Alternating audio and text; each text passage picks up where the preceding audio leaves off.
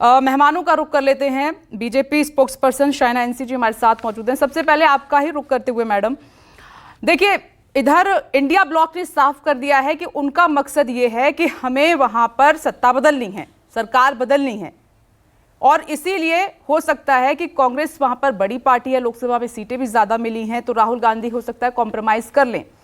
BJP क्या करेगी? BJP के पास विधानसभा की सबसे ज्यादा सीटें हैं, तो क्या बीजेपी भी अपने साथियों के साथ कॉम्प्रोमाइज करेगी? क्योंकि उधर अजीत पवार इनडायरेक्ट वे में खुद को सीएम पद का दावेदार बता रहे हैं। उन्होंने हाल ही में स्टेटमेंट दिया कि मैं सीनियर हूं, मुझे पहले ऑफर मिलता तो मैं पूरी पार्टी लेकर आ जाता।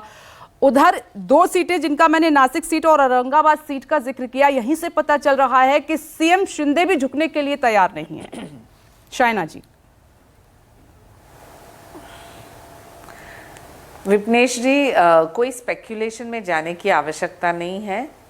महायुति की जो सरकार है वो स्पष्ट रूप से एकजुट काम करते आएगी। एकनाथ शिंदे जी के नेतृत्व में देवेंद्र जी हो या अजीत पवार जी हो।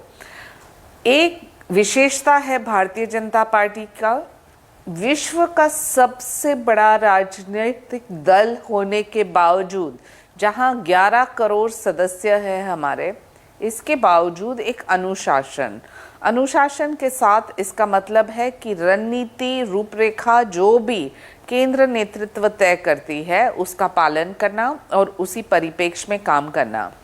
आपने सही सवाल उठाया, लेकिन मैं इस सवाल का एक अलग जवाब दूंगी। देखिए 2014 में हम लड़े, हम जीत के आए और हमको पता है कि क्या हुआ। 2019 में जिस शिवसेना का आप जिक्र कर रहे हैं, उद्धव ठाकरे जी का, जो 3 दिन से लाचारी में दिल्ली में बैठे हैं, उन्होंने मोदी जी के नाम पे अपने सीट्स लड़के, एमपी इलेक्शन हो या फिर असेंबली, दोनों में मोदी जी के नाम पे जीत के आए हैं।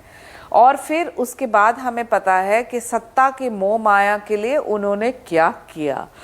सत्ता के लिए जिस विचारधारा को आप खो बैठे हैं और जो आदरणीय बाला साहेब ठाकरे कभी न चाहते, और आप उस कांग्रेस और एनसीपी शरद पवार के साथ गए, तो इससे एक चीज स्पष्ट है, महाराष्ट्र की हित को छोड़िए, बड़ी बड़ी बातें करना कि कोरोना में हमने ये किया, जो भ्रष्टाचार आपने किया है, इसको लेके पूरे प्रदेश में ना सिर्फ चर्चा हो रही है, वोटर ने जनादेश दिया। और आप स्ट्राइक रेट की बात करें तो आप देखिएगा कि सबसे पुअर स्ट्राइक रेट किसी का रहा है तो वो है उद्धव सेना बीजेपी का। स्पष्ट आती हूँ किशोर तिवारी जी, जनता पार्टी के पास सबसे ज्यादा विधायक है।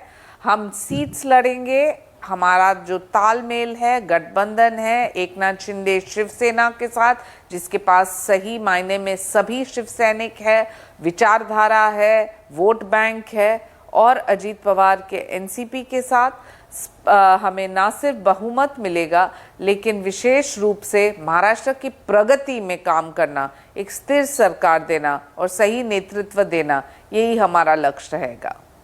ठीक है, मैं आती हूँ शाइना जी।